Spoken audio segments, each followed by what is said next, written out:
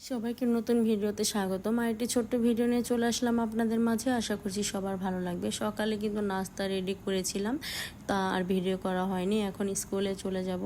আর স্কুলে যাওয়ার আগে দেখি আপনার ভাইয়া কিছু মাছ এনেছে, এখানে কিছু চাপিলা মাছ এনেছে। আর এই ছোট ছোট মাছগুলো আমরা সবাই খেতে অনেক পছন্দ করি, বিশেষ করে বড়রা। এখানে বেশ অনেকগুলো চাপিলা মাছ এনেছে, সাথে কিছু কাচকি মাছও ছিল, চান্দার ছোট ছোট চান্দা মাছ ছিল। সব কিছু এখন কেটে নিতে বসে পড়েছি। আমার শাশুড়ি মা আর আমি দুইজনে মিলে এখন কাটাকাটি করছি। আর এই ছোট ছোট মাছগুলো কাটতে তেমন সময় লাগে না, কারণ এগুলো আঁশ ফেলতে হয় না, শুধু পেটটা গেলে নিলেই হয়ে যায়। পেটের যে নাড়ি ভুঁড়ি ছিল সেগুলো ফেলে দিলে আর কিছুই করতে হয় না। এই মাছগুলো কাটতে অনেক সোজা, পরিষ্কার করতে অনেক সোজা। এখন তাড়াতাড়ি করে মাছগুলো কেটে নেব। আর সাথে কিছু সবজি আপনাদের ভাই এনেছে, সেগুলো আপনাদের সাথে শেয়ার করব। আর এই মাছগুলো কুটতে আমার বেশ ভালোই লাগছিল। আমি আর আমার শাশুড়ি মা দুইজনে মিলে মাছগুলো কুটে নিচ্ছি, আর পাশাপাশি আমার যা এখানে বসে সবজিগুলো কেটে বেছে পরিষ্কার করে নিচ্ছে। তিনজনে মিলেমিশে কাজ করছি যাতে তাড়াতাড়ি হয়ে যায়। এক হাতে কাজ করলে কিন্তু অনেকটাই লেট হয়ে যায়। সবাই মিলেমিশে যে কোনো কাজ করলে কাজ অনেক সহজ হয়ে যায়। এখানে কিছু টাকি শাক এনেছে, আমাদের এলাকায় এই শাকটাকে টাকি শাক বলে।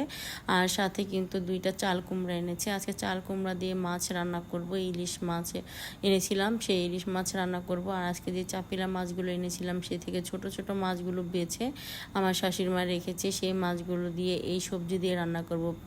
ধুন্দুর, আলু, বেগুন আর বেশ অনেকগুলো পেঁয়াজ দিয়েছি, এগুলো দিয়ে রান্না করব। আর সাথে রান্না করার জন্য পেঁয়াজ কাঁচামরিচও কেটে নেওয়া হয়েছে। প্রথমে আমি চাল কুমড়াগুলো সুন্দর করে ভেজে নিচ্ছি হলুদ আর লবণ দিয়ে।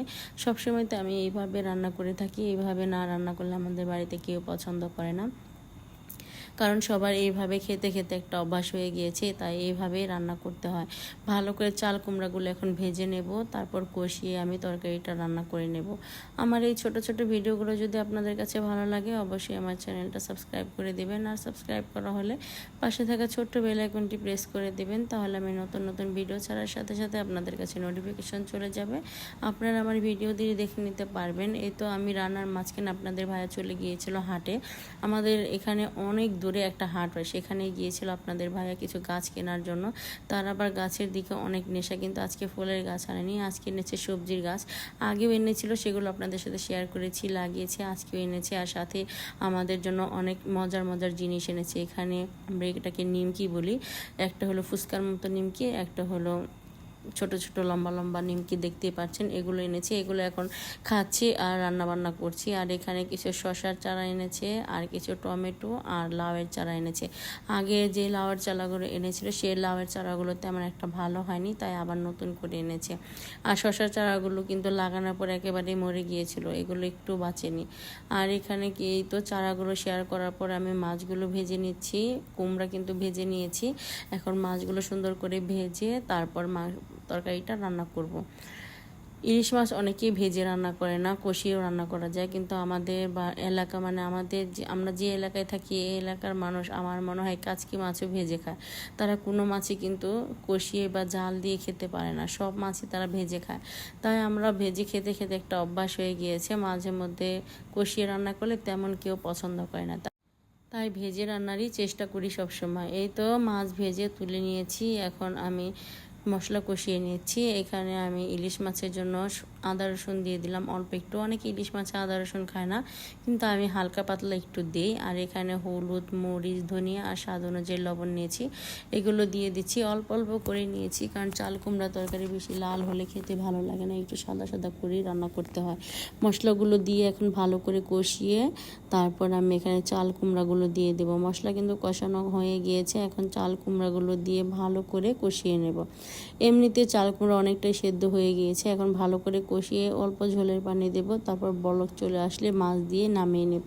চাল কুমড়া তরকারিটা বেশি জাল হলে কিন্তু টক হয়ে যায়, তাই অল্প টক সেদ্ধ হওয়া অবস্থায় নামিয়ে নিতে হবে। একেবারে বেশি সেদ্ধ করলে খেতে ভালো লাগবে না।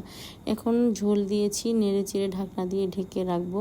ঝোলের পানি যখন বলক চলে আসবে তখন ভেজে রাখা মাছগুলো দিয়ে দেব। আর ভেজে রাখা মাছগুলো দিয়ে একটু নেড়ে চেড়ে আবারও ঢাকনা দিয়ে ঢেকে রেখেছি। তরকারিটা কিন্তু প্রায় হয়ে এসেছে, ঝোলটা আর একটু টেনে নিলে তারপর নামিয়ে নেব।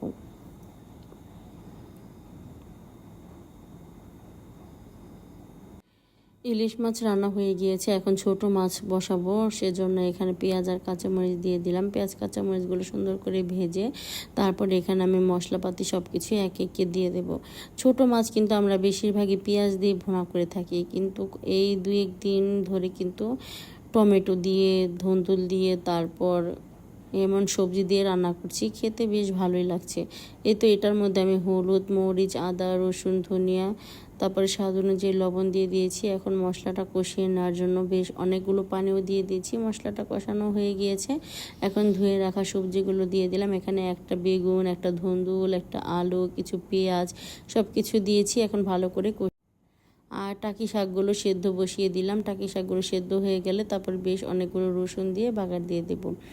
এখন সবজিগুলো নেড়ে চেড়ে তারপর ভালো করে কষিয়ে তারপর মাছগুলো দিয়ে দিতে হবে। টাকি শাকগুলো কিন্তু দেখতে অনেকগুলো লাগছিল, একটু পরেই দেখবেন শাকগুলো একেবারে অল্প হয়ে গিয়েছে। এখানে কিছু লবণও দিয়ে দিলাম। এখন শাকগুলো ভালো করে সেদ্ধ করে নিতে হবে। এই তো তরকারিটা কিন্তু কষানো হয়ে গিয়েছে, অল্প একটু ঝোলের পানি দিয়ে দিলাম। তারপর এখানে আমি মাছগুলো দিয়ে দেব। মাছগুলো দিয়ে তরকারিটা একেবারে শুকনা শুকনা করে নামিয়ে নিতে হবে। এই ছোট মাছের তরকারি কিন্তু এই ছোটো মাছের তরকারিতে কিন্তু ঝোল ভালো লাগবে না, গা মাখা হয়ে থাকলেই দেখতেও ভালো লাগবে, খেতেও ভালো লাগবে। আর সব ছোট মাছগুলি বেছে আজকে রান্না করছি, বড় মাছগুলো আজকে রান্না করা হয়নি। সব ছোট মাছগুলোই নিয়েছি রান্না করার জন্য। এখন মাছগুলো দিয়ে দিলাম, নেড়ে চেড়ে সবজির সাথে একটু মিশিয়ে ঢাকনা দিয়ে ঢেকে তারপর আস্তে আস্তে রান্নাটা করে নেব।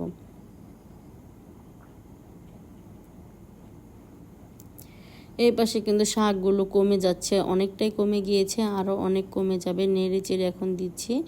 শাকগুলো ভালো করে সেদ্ধ হয়ে গেলে তারপর রসুন দিয়ে বাগার দিয়ে দেব। এই তো শাকগুলো কিন্তু বাগার দিয়ে দিয়েছি, এখন ভালো করে নেড়ে চেড়ে ভেজে নিচ্ছি। এর মধ্যে বেশ অনেকগুলো রসুন দিয়েছি, একেবারে পাটায় পোতা ছেঁচে তারপরে দিয়েছি। আর রসুন ছেঁচে বাগার দিলে কিন্তু খেতে খুব সুন্দর একটা ঘ্রাণ আসে। সাথে দুধও গরম বসিয়ে দিয়েছি। এই তো রান্নাবান্না সব শেষ, সব কিছু উপরে নিয়ে চলে এসেছি। গরম গরম ভাত, শাক ভাজি, আর সাথে ছিল চাল কুমড়া দিয়ে ইলিশ মাছের ঝোল, আর ছিল ছোট মাছের চচ্চড়ি। আজকে দুপুরে রান্নাবান্না এতটুকুই।